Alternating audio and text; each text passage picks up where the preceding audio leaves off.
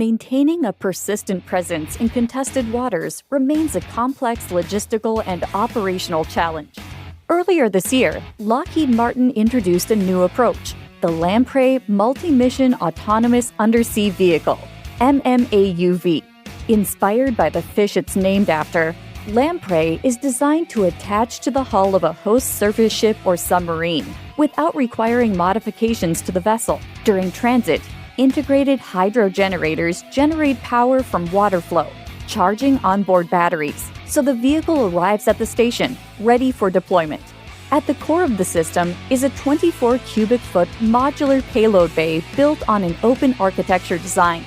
That structure enables operators to configure the platform for multiple mission sets, including assured access and sea denial. Depending on the payload, Lamprey can conduct intelligence, surveillance, and reconnaissance, or deploy subsea equipment.